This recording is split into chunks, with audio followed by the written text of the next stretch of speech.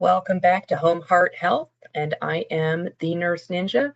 We're going to continue on in our test taking strategies. This will be part 2, and we're going to pick up where we left off on prioritization questions. Let me share my screen with you. There we go. All right. Our prioritization questions make up the vast majority of our NCLEX exam, as well as more and more you'll see them as you progress through your nursing program until your in-class quizzes and exams mimic this NCLEX style, where the vast majority are prioritization questions. So we need to get really good at these, and they can be very intimidating because many, if not all, of the answers will be correct. And we need to determine which one is the most correct. Now, I finished off in the last recording in part 1 with this slide and the next for a little bit deeper explanation of what airway versus breathing versus circulation might look like in a patient. Please go back to that, but I am going to review them briefly here just to kind of pick up where we left off. All right, common words that indicate the need for prioritization. In the stem of the question, we're going to look for words like best, essential, first, highest priority, or immediate. Those are going to indicate to us that this is a prioritization question, and then we're going to expect that several of our possible answers will sound correct. Examples of verbiage you might hear. What should the nurse do first? What is the nurse's initial response?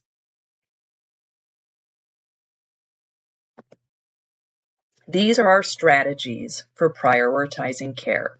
I want you to take a moment and pull out a piece of paper, pull out your notes, however you take them. Again, physical handwriting will always stick with you better than typing, but please write down your different strategies here. ABCs, airway, breathing, circulation, is one of our strategies. Maslow's hierarchy of needs is a second strategy. Steps of the nursing process, acute versus chronic, stable versus unstable, and least restrictive or least invasive, and then survival potential. We're going to go over each of these very briefly, and it won't be that one of them is always the strategy to use. These are little cards you can pull out when you get stumped by a question or when you're vacillating between one answer and the next. Maybe I can't figure this out with ABCs as a strategy. Maybe if I apply the steps in the nursing process, oh, now I can figure out what the answer is. Again, we want to figure out what is the test question wanting us to tell it. What is it looking for in this answer? And sometimes it's airway, breathing, circulation. Sometimes it wants to determine whether or not we understand Maslow's hierarchy of needs. Okay, so ABCs, airway, breathing, and circulation. We're looking at what will kill our patient first, right? To be blunt. If you lose your airway, you cannot get air from the outside world into your lungs, and your body is going to die very, very quickly. Breathing is not as high a priority as airway because you will live a little longer with a breathing problem, actually potentially quite a bit longer with a breathing problem than you will an airway problem. And circulation is referring to the body's ability to move blood, oxygenated blood, to the body's cells to do their normal metabolic processes, for our kidneys to work, for our brains to work, for our heart to work, all of those things. So airway, breathing, and circulation is a way of strategizing a prioritization. Maslow's hierarchy of needs.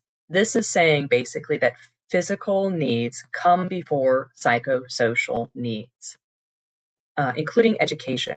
Nurses love to educate. It's a big part of our job, but education isn't always the answer. A patient's ability to get food, sustenance, caloric intake, a patient's ability to breathe, a patient's ability to be in a safe home environment take priority as physical needs over psychosocial, emotional, and educational needs. Steps in the nursing process, that is a strategy of applying the process of assess, intervene, reassess, that we drill into our nursing students in our nursing programs. You must assess first to have a clear picture of what's going on with your patient. Then that can guide your intervention. And then we must reassess to determine, did our patient get better or worse based on the intervention? If they got better, great. If it didn't help, or if they got worse, we need to reassess our approach and change it. And then we're going to make a different intervention based on that reassessment and then reassess again. So assess, intervene, and then reassess. Acute versus chronic. Acute needs or acute problems always trump chronic needs or chronic problems. Someone who has an acute loss of balance and is at risk for a fall takes priority over someone who has chronic heart failure. Heart failure sounds really bad, but if they have chronic heart failure, they've had it for a long time. Nothing's new here. They have heart failure.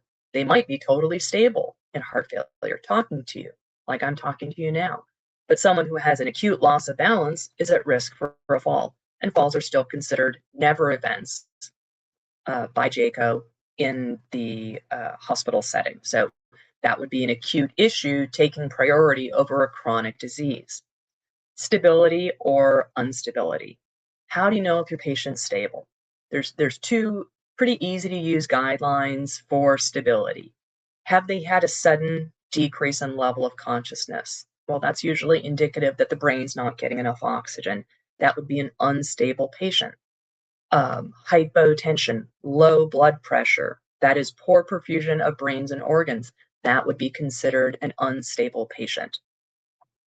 Least restrictive and invasive. We always want to do the least restrictive or least invasive intervention first. A patient who's confused and does not have good balance and is getting out of bed is at risk for a fall and an injury, right? We just talked about the never events in nursing. The least restrictive and least invasive measures should be applied first. We might see 3 options that all sound really good, right? Or at least appropriate for the issue at hand. What if we have an option A, give Haldol to chemically restrain the patient? B might be apply soft restraints to protect the patient from falls. That sounds like a nice thing to do, right? 3, ask the provider for an order for a sitter. Well, that's not super exciting. I don't get to give a cool drug. I don't get to follow my protocol for applying soft restraints. It's the least exciting, but it's the least invasive. And that's going to be our prioritization for our least restrictive or invasive strategy. We're going to do the least restrictive and the least invasive thing first. Let's get a sitter to sit with the patient, reorient them, and keep them safe. Survival potential, that's a triage question. If you have a patient that comes in after a mass casualty event and you've got one patient that physically is on death's door and you're not going to be able to save them versus another patient who is severely ill but might be savable with the resources at hand, that's how you're going to triage those patients. All right, so with that, let's move on to our sample questions. All right, the same process that we went through in recording 1, we're going to go through here. I want you to read this question 3 times to yourself, preferably out loud, before you let yourself look at the answers. I'm going to read it with you the first time, then please pause the video, read it 2 more times, and we'll pick back up. A client with a diagnosis of cancer is receiving morphine sulfate for pain. The nurse should employ which priority action in the care of the client? You go ahead now and pause your video and read that 2 more times to yourself. All right, welcome back. With reading it 3 times, you should have noticed the word priority. Which priority action? That tells us it's a prioritization question. And we know that several of these answers may be correct. And we must find now the most correct of our possible answers. So answer number 1, monitor stools. Would that be appropriate to do for a patient who has a diagnosis of cancer receiving morphine? Well, morphine causes constipation, so yes, we would do that. 2, monitor urine output. Morphine can dry out mucous membranes. We might see a patient become more dry with this, and certainly we always want to monitor our patient's urine output. Urine output tells me about circulation, though. If my patient has poor circulation, poor blood flow due to dehydration, for example, to the kidneys, they're going to make less urine. So that tells me about circulation in kind of a sideline way. Encourage fluid intake. That would be appropriate in this situation because morphine can drop blood pressure and again kind of dry out mucous membranes. They might need additional fluid intake. And fluid intake is a circulation concern, right? That's a circulation intervention. If my patient gets more fluid, they might be less likely to get constipated from this. They might be less likely to have dry mucous membranes. They might be less likely to have hypotension. Okay, so all of those sound good. Encourage the client to cough and deep breathe. What does that have to do with the cancer patient getting morphine?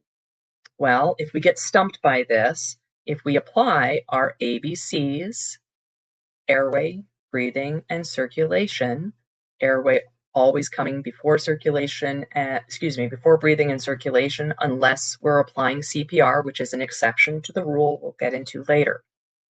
We would look at these answers and go, well, is stool monitoring airway, breathing, or circulation? Not decidedly any of those. Monitoring urine output, that's a circulation answer. Encourage fluid intake, that's a circulation answer. Encourage the client to cough and deep breathe. Well, the word breathe is in that. That's a breathing answer. That takes priority over my circulation answers. Does it apply? Well, yes, it does. Morphine decreases your respiratory drive. You can go into respiratory arrest with the use of narcotics. We're going to encourage our patient to take deep breaths and cough to prevent atelectasis while on morphine. So it's appropriate for an answer for this question, and it meets our prioritization of ABCs. So in this case, answer 4 is our correct answer. And again, don't worry if you don't know the answer when we start the question. I'm not in the room with you. I'm not going to know how smart you are. I'm not going to know if you got that answer right away. That's not the point of this series. The point of this series is how do you figure it out when you're not sure? Because you will be presented with situations as a nurse where you do not know the answer, and you're going to have to figure it out under stress. Okay, so our next test question, I'm going to read it with you. Pause the video, read it 2 more times, and figure out which word tells us it's a prioritization question. The nurse obtains a diet history from a pregnant 16-year-old girl. The girl tells the nurse that her typical daily diet includes cereal and milk for breakfast, pizza and soda for lunch, and a cheeseburger, milkshake, fries, and salad for dinner. Which of the following is the most accurate nursing diagnosis based on this data? All right, you should have just read it 2 more times. So there's your question. Most is our prioritization keyword. And now let's look at our answers. 1, altered nutrition, more than body requirements related to high fat intake. 2, knowledge deficit, nutrition and pregnancy. 3, altered nutrition, less than body requirements related to increased nutritional demands of pregnancy. Or 4, risk for injury, fetal malnutrition related to poor maternal diet. All right, let's break this down in some steps. This is great because this is usually a question that stumps people. We know that this does not sound like a healthy diet, and we're then asking ourselves, well, shoot, what are the dietary needs of a 16-year-old pregnant girl? Step 1, we want to look at the answer choices. You'll see that both physical and psychosocial interventions are included. If we apply Maslow's strategy, we can eliminate those. So we're going to eliminate all psychosocial answer choices. In this case, that means answer choice 2, knowledge deficit, is a psychosocial need and it is off the board. So answer 2, we're not going to even consider. Altered nutrition, more than body requirements, are option number 1, related to a high fat intake, does make sense. This diet is definitely high in fat. So we're going to consider option number 1. Option number 3, altered nutrition, less than body requirements related to increased nutritional demands of pregnancy. This also makes sense. This diet has an adequate number of calories, but is deficient in the needed vitamins and minerals for fetal development. Option number 4, risk for injury, fetal malnutrition related to poor maternal diet. It does not make sense. There is an adequate number of calories to support fetal growth here. We're going to eliminate that option. You now have eliminated 2 of your choices. Step 4, we have answer choices 1 and 3 remaining. Can you apply the ABCs to these choices? No, you can't. It doesn't work. So compare the answer choices. Which is the higher priority? The fact that this pregnant 16-year-old girl's diet contains too much fat, or that the diet does not have enough nutrients? Insufficient nutrients is a higher priority, so the correct answer is 3. Many students, when they first read this question, choose number 2, knowledge deficits. According to Maslow's hierarchy of needs, though, physical needs always take priority over psychosocial needs. Using this strategy on the NCLEX exam, you will be able to choose your correct answer. And there's Maslow's hierarchy of needs for you.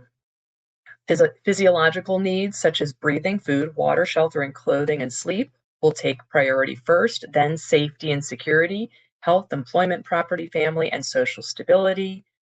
Above that, love and belonging, friendship, family, intimacy, and a sense of connection.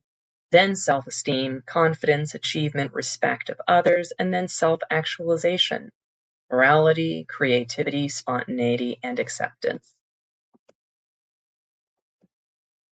All right, our next priority question.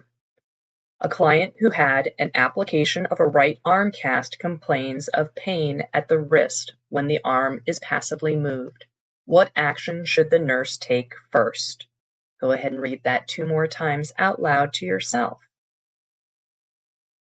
Okay, now you understand what the question is asking. What's our prioritization keyword? First. Now we can start to look at our answers. 1, elevate the arm. Is that appropriate to do for a patient who has a fracture in a right arm that has a cast and has pain? Well, if you elevate the arm, it'll decrease swelling. That would potentially help with our pain. We'll consider it. Document the findings. Of course, that's right. We have to document the findings. If you did not document it, you did not do it in a court of law. So we like answer number 2. 3, medicate with an additional dose of an opioid medicine. That often freaks people out because they're like, oh no, I don't want to overdose my patient. But again, going back to our previous video series, if you read into the question, you're going to get in your own way here. Does it say anything in the stem of our question about when they had narcotics last? It doesn't. So we are not worried about an overdose here. We don't have any information that guides us to that. Would it be appropriate to give a patient a dose of opioid pain medication who has a broken arm? Well, very likely, yes. So that could help with pain. 4, check for paresthesias and paralysis of the right arm. Would that be appropriate in this situation? Yes, it would. If they have a new cast and the wrist continues to swell, that can cause compartment syndrome. We're going to check for paresthesias and paralysis of that arm to tell us that the patient's going into compartment syndrome, which is a medical emergency. All right, so with that, what is our prioritization? All of them are correct. In this case, if we use steps of the nursing process, we will come to the answer that assessing, checking for paresthesias and paralysis of the right arm is the prioritization question answer here, because the rest of them are interventions. Elevating the arm is doing something. Documenting the findings we do after an event. Medicating is an intervention. We have to assess before we intervene. So in this case, number 4 is our correct answer using steps of the nursing process. Next prioritization question. The nurse is caring for 4 patients. Which of the following patients should the nurse see first? Go ahead and read that 2 more times to yourself, please. All right. Now moving on to our possible answers. 1. A patient with chronic osteoarthritis who requests pain medication for stiffness in their knees. 2. A patient with heart failure who is experiencing shortness of breath and a respiratory rate of 30 breaths per minute. 3. A patient with diabetes who reports feeling fatigued but has a blood glucose level of 160 milligrams per deciliter. Or 4. A patient with a history of hypertension who is scheduled for discharge and needs education about managing blood pressure. Who would we see first? We're going to use acute versus chronic to help us answer this question. Option 2 is the correct answer because this patient is experiencing acute shortness of breath, which is a critical and urgent issue that may indicate worsening heart failure or respiratory distress. Addressing this patient's acute need also meets the airway breathing circulation priority over other patients who have chronic conditions. Option 1 is incorrect because the patient with chronic osteoarthritis is experiencing stiffness, which is a common and expected symptom of their condition. Although they may need pain management, this is not an acute issue and does not pose an immediate threat to life. Option 3 is incorrect because while fatigue and a blood glucose level of 160 in a diabetic patient may require monitoring and management, the condition is stable and not as acute as the patient in respiratory distress. And option 4 is incorrect because the patient with hypertension who is scheduled for discharge and needs education, they're stable enough that they're going to get discharged. This is important, but it's not an acute priority. Education can wait until the more urgent need of the other patients are addressed.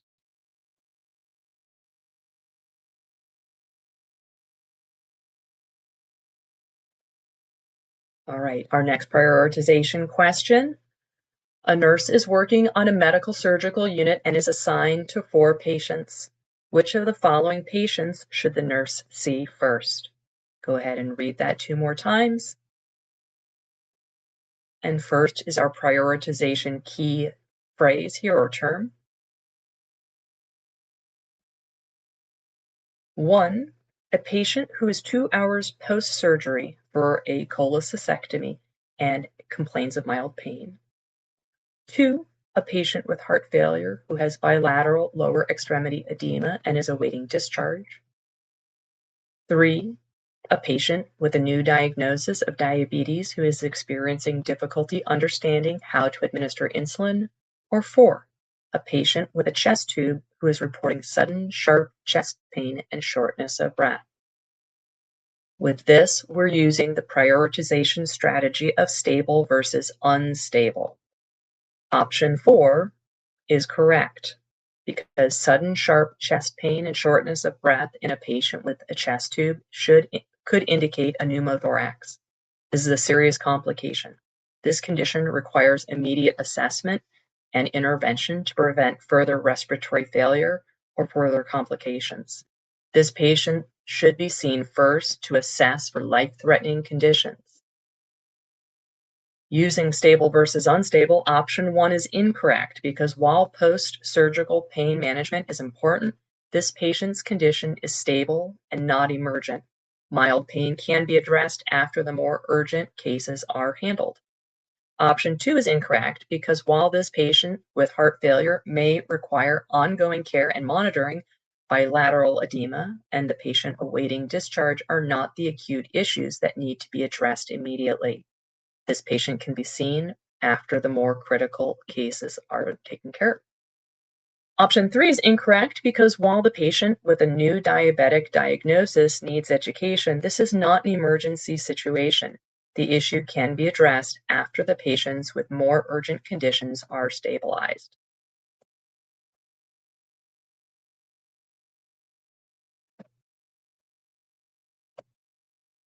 A nurse is caring for a client who is experiencing difficulty breathing and appears anxious. What should the nurse do first?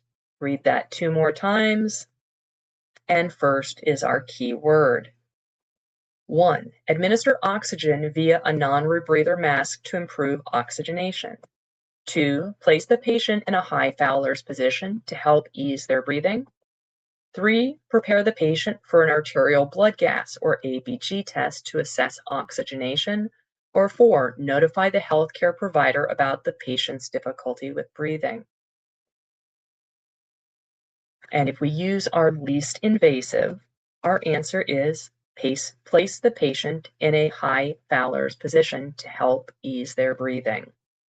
Again, it's not super exciting. It's not something that's like, ooh, I've studied ABGs, that's the answer I want to pick.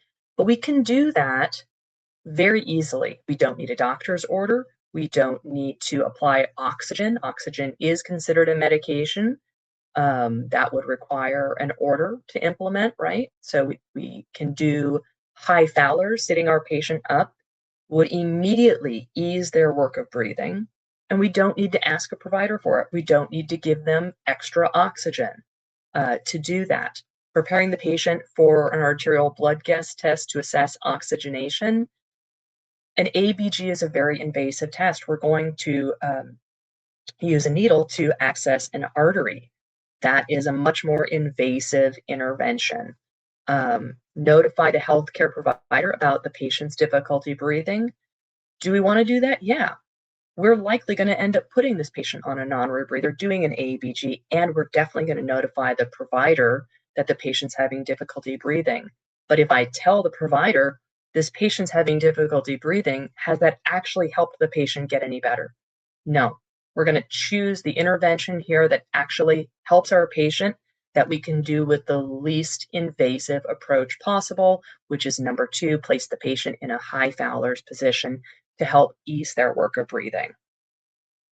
All right, so that completes our part 2 in your test taking strategies. When we come back to part 3, we're going to go over 5 more less common but still very important strategies for when our other strategy approaches don't quite work. So please join me for that. And with that, please share, like, and subscribe.